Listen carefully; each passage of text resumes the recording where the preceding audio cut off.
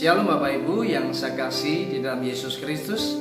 Mari kita akan belajar pagi hari ini di dalam renungan singkat, dan kita akan membahas tema pagi ini, yaitu masa lalu yang buruk tapi dipercaya oleh Allah. Nah, kita akan temukan di dalam nats kita pagi hari ini di dalam surat 1 Tesalonika 2 ayat 3 hingga sampai ayat yang ke-6. Dan kita akan belajar dari seorang rasul perjanjian baru, yaitu Rasul Paulus. Nah, demikianlah firman Tuhan, 1 Tesalonika 2 ayat 3 sampai ayat yang ke-6. Sebab nasihat kami tidak lahir dari kesesatan atau dari maksud yang tidak murni, dan juga tidak disertai tipu daya. Sebaliknya, karena Allah telah menganggap kami layak untuk mempercayakan Injil kepada kami. Karena itulah kami berbicara, bukan untuk menyukakan manusia, melainkan untuk menyukakan Allah yang menguji hati kita. Karena kami tidak pernah bermulut manis, hal itu kamu ketahui, dan tidak pernah mempunyai maksud loba yang tersembunyi. Allah adalah saksi, juga tidak pernah kami mencari pujian dari manusia, baik dari kamu maupun dari orang-orang lain, sekalipun kami dapat berbuat demikian sebagai rasul-rasul Kristus. Saudara, siapa yang tidak tahu dengan kehidupan Rasul Paulus? Kita semua tentu tahu bagaimana Rasul Paulus memiliki masa lalu yang buruk. Tetapi kalau kita membaca di ayat yang keempat ini, saudara, maka dikatakan Allah ternyata telah menganggap Rasul Paulus itu layak. Bahkan Tuhan mempercayakan pemberitaan Injil kepada Rasul Paulus ini. Mengapa, saudara? Tentu ada alasannya, sehingga Tuhan bisa mempercayakan akan pelayanan pemberitaan Injil kepada Rasul Paulus. Tahukah saudara, kata layak itu artinya diperkenan. Paulus bisa diperkenan Tuhan, dia bisa pantas untuk melayani, dan Allah mempercayakan pelayanan. Itu bukan karena dia baik, bukan karena dia hebat. Ingat, kelayakan itu datangnya dari Tuhan. Bahkan kata mempercayakan di dalam ayat yang keempat itu memiliki pengertian dari teks bahasa Yunaninya adalah mengamanatkan sesuatu kepada seseorang. Artinya Tuhan itu telah memberikan amanat kepada Rasul Paulus, yaitu amanat untuk memberitakan Injil kepada seluruh bangsa. Dan ini sungguh luar biasa, karena Tuhan percaya kepada Rasul Paulus. Tuhan mengamanatkan pemberitaan Injil kepada Rasul Paulus ini. Dan ini sungguh hebat, sebuah pernyataan yang luar biasa dari Rasul Paulus. Bagaimana ia benar-benar memiliki kehidupan yang dilayakkan dan dipercaya oleh Tuhan. Dan itu semua bukan karena ia hebat, bukan karena ia ini baik, saudara.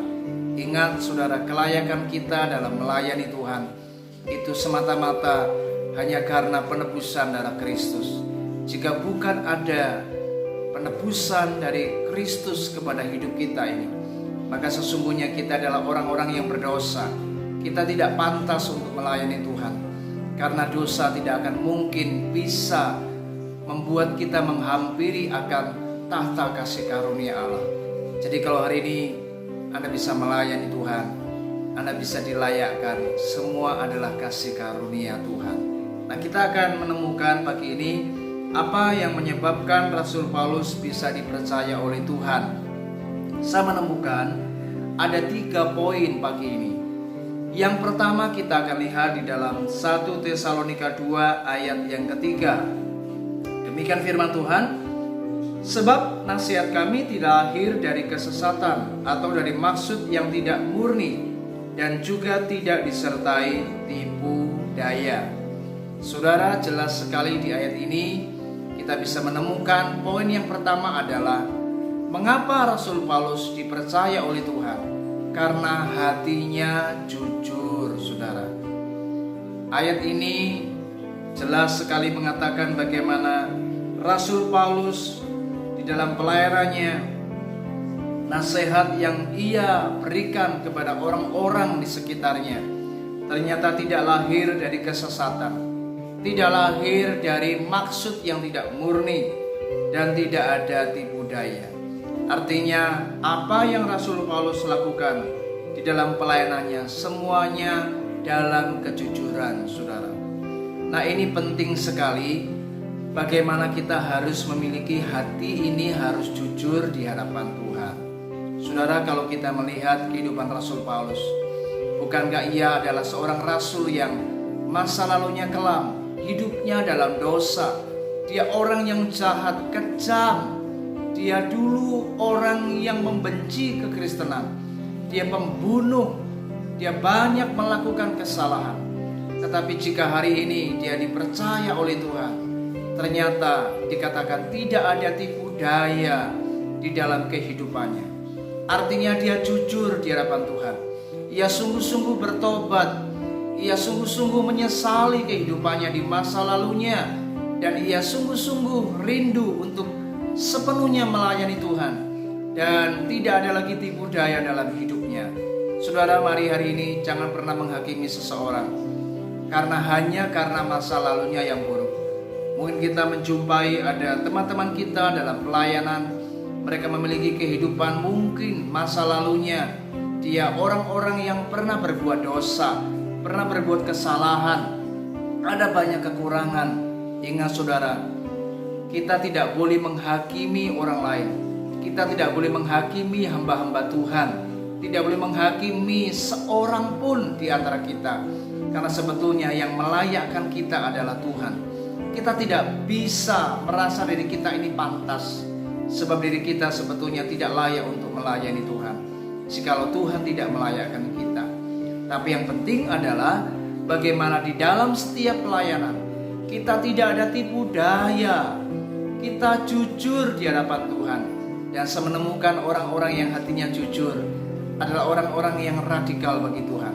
Karena tanpa Anda sadari, orang-orang yang dahulunya mungkin bergelimang dengan dosa, hidupnya banyak kesalahan, tetapi ketika ia sungguh-sungguh menyesali dan ia bertobat, maka hidupnya lebih radikal dari orang-orang Kristen yang lahirnya mungkin sudah Kristen. Ya, saudara, karena orang-orang demikian justru ia tidak ada tipu daya dalam hidupnya, tidak tipu muslihat, tidak ada trik-trik tertentu dalam hidupnya, karena ia jujur. Dan ini yang disukai Tuhan.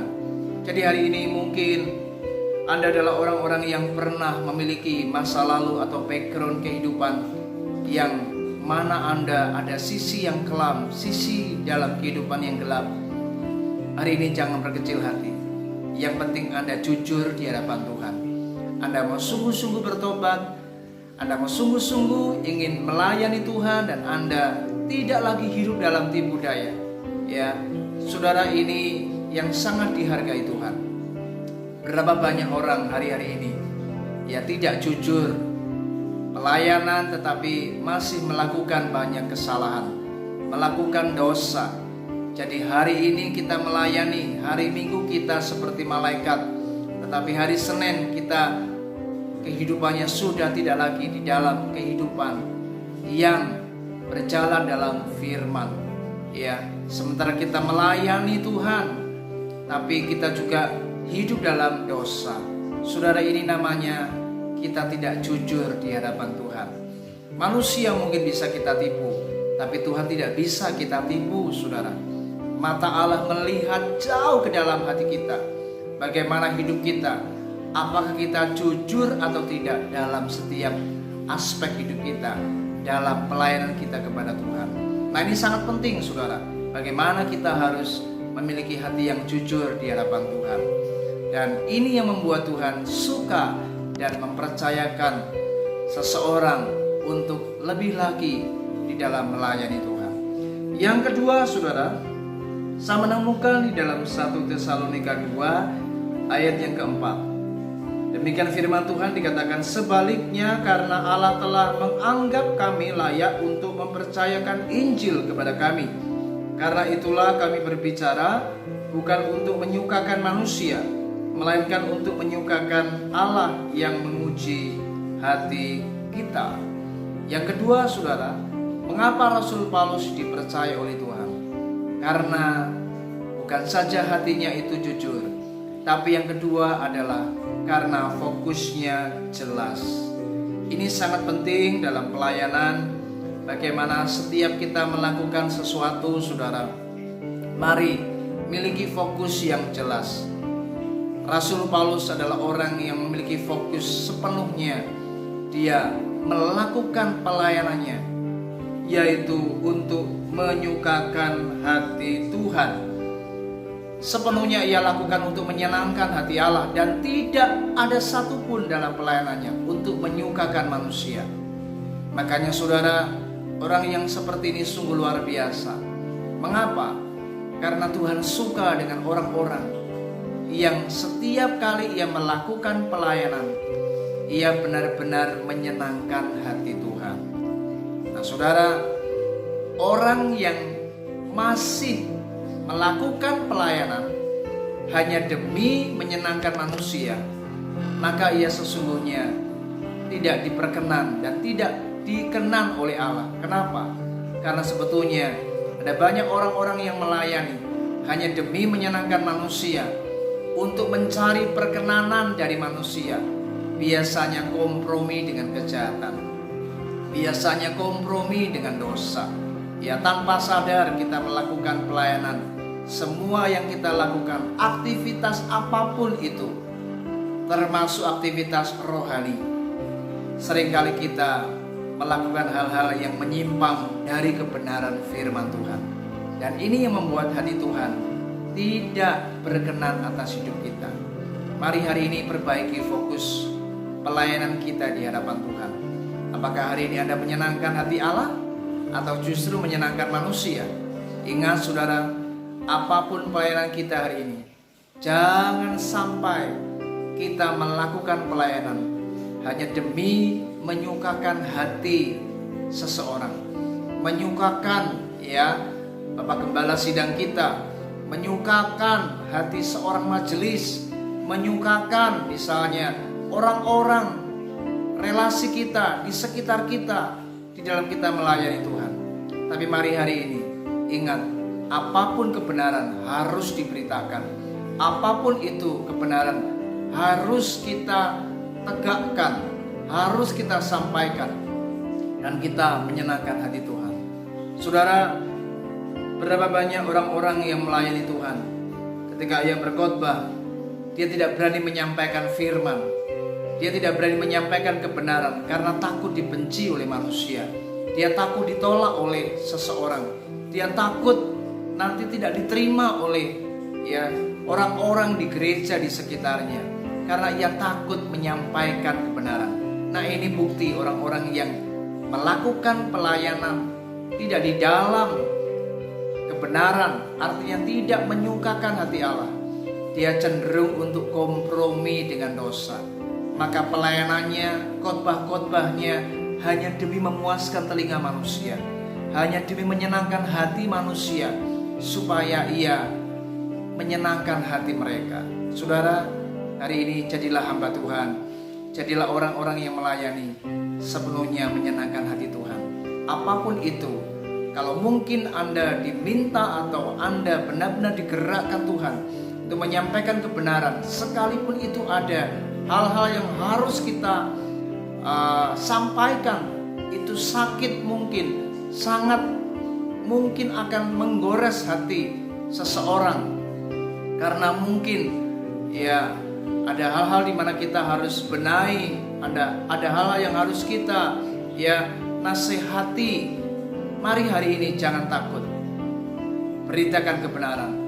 Justru disinilah kita diuji oleh Tuhan. Apakah kita menyenangkan hati Allah atau menyenangkan manusia? Yang ketiga, saudara, saya temukan dalam kehidupan Rasul Paulus, ternyata bukan saja hatinya itu jujur, fokusnya jelas. Tapi yang ketiga, motivasinya benar. Dan kita temukan di ayat yang kelima dan keenam, demikian firman Tuhan. Karena kami tidak pernah bermulut manis, hal itu kamu ketahui, dan tidak pernah mempunyai maksud loba yang tersembunyi. Allah adalah saksi, juga tidak pernah kami mencari pujian dari manusia, baik dari kamu maupun dari orang-orang lain, sekalipun kami dapat berbuat demikian sebagai rasul-rasul Kristus. Saudara, ada banyak ragam motivasi orang dalam melayani. Ada orang-orang yang melayani karena ternyata dalam hatinya ada kecenderungan, ada tendensi, ada motivasi-motivasi yang terselubung. Salah satunya adalah mencari pujian dari manusia. Hati-hati saudara, ketika kita melayani Tuhan, mari hari ini apapun yang kita lakukan, lakukanlah seperti untuk Tuhan dan bukan untuk manusia. Hanya demi menyenangkan manusia supaya kita dipuji, kita disanjung, kita diberi aplaus mungkin saudara. Saudara, mari hari ini lakukan pelayanan di dalam takut akan Tuhan. Muliakanlah Tuhan. Biarlah nama Tuhan yang dipermuliakan dan bukan diri kita yang lebih dipuji banyak orang. Mari hari ini benahi pelayanan kita. Kalau kita ingin dipercaya oleh Tuhan, mari yang penting adalah ingat, muliakan Tuhan dalam setiap pelayanan kita, dan bukan memuliakan diri kita dalam setiap pelayanan kita kepada Tuhan. Saudara, inilah yang membuat kita selalu sadar bahwa kita harus menjaga hati ini. Kalau kita melayani Tuhan, mari biarlah hanya nama Tuhan yang ditinggikan. Karena seringkali banyak di antara kita yang tergoda untuk dipuji, yang tergoda untuk menjadi terkenal, ingin menjadi orang-orang yang diberikan sanjungan dan pujian. Dan ini tanpa sadar kita lakukan. Kita lupa Tuhan itu menguji hati kita. Tuhan tahu setiap motivasi hati kita dalam melayani Tuhan. Mari hari ini biar kita menjaga hati ini baik-baik. Ya, jaga motivasi kita melayani Tuhan, dan biarlah kita sepenuhnya benar di hadapan Tuhan. Nah saudara, mari biarlah hari ini kita boleh belajar dari kehidupan Rasul Paulus. Masa lalunya buruk, masa lalunya kelam, tetapi dia boleh dilayakkan dan dipercaya oleh Tuhan dalam pelayanan. Ternyata ini sungguh luar biasa. Jadi mari hari ini jangan pernah kita menghakimi seseorang. Jangan pernah kita merasa diri kita ini benar dan orang lain tidak pantas untuk melayani Tuhan. Kita mungkin seringkali tidak pernah tahu bagaimana ketika seseorang dia sungguh-sungguh dia bertobat, dia menyesali dosanya, siapapun itu, apakah itu seorang pendeta, apakah itu seorang jemaat, seorang majelis, saudara, apapun dosa, kekurangan, masa lalu yang buruk, jika hari ini dia bertobat, dia sungguh-sungguh memiliki hati yang jujur, tidak ada lagi tipu daya dalam hidupnya, dan fokus hidupnya jelas, dan bahkan dia motivasinya benar di dalam melayani Tuhan, maka ia adalah orang yang sebetulnya layak dan bisa dipercaya untuk melayani Tuhan. Kita tidak boleh menghakimi orang lain, tapi biarlah hari ini kita memeriksa hidup kita, dan mari hari ini kita dikuatkan untuk kita percaya bahwa sesungguhnya Allah itu melihat hati kita. Allah mengetahui hati kita di dalam kita melayani. Ingat, hati kita harus jujur, fokus kita harus jelas, dan motivasi kita harus benar di hadapan Tuhan. Tuhan Yesus memberkati. Shalom.